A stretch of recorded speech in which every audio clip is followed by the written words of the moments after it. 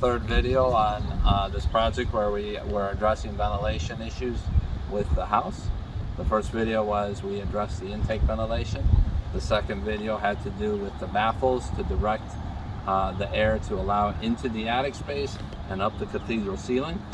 And now today we're going to do the final component, which is the exhaust ventilation. And there's two forms of that. You've got ridge vent, which is what we installed here. And I should say you got more than two, but the two common ones are the ridge vent, and then you also have these square roofing vents.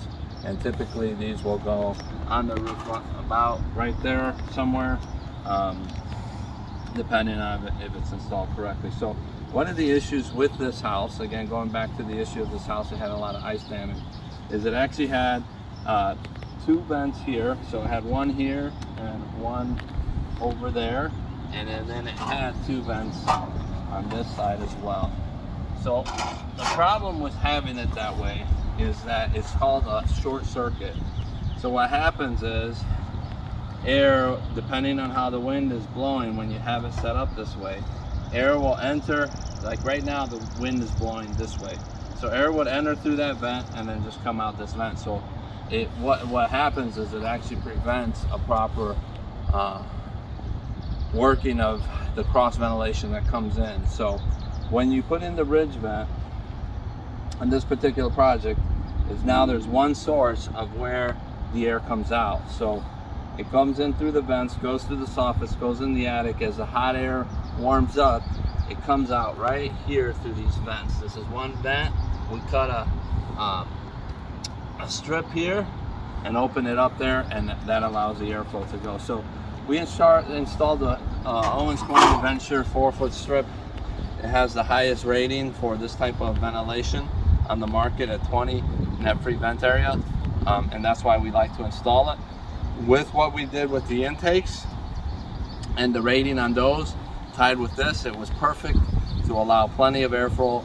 You want your net-free vent area to equal between intake and exhaust. And the nice thing about doing the ridge vent, and why we recommend it, if you have the appropriate distance, is it's at the highest point of the roof to make sure all the heat and all the moisture get removed from your attic. Now the one thing you don't want to do is you don't want to mix types of ventilation. So you don't want to put this type of vent and then do a ridge vent, because again it creates a short circuit, just like I talked about when you had two vents on either side of the roof here. It creates a short circuit. So you never want to mix two types of vents. And I've even seen homes where they will have a ridge vent, then they'll have roof vents, and then they'll have power vents. And now you've created a really bad situation, and you'll still go into those attics and they've got all kinds of issues with moisture and all that, because you're short circuiting it and you're not getting the hot air out, you're not getting the moist air out. And the reality is you should do one type of exhaust ventilation if at all possible. There are some roofs where it's literally you have a peak, it's a gable roof and you got a little strip. You can't get enough of these. You can't get enough of these, and in that case I would just do a power vent.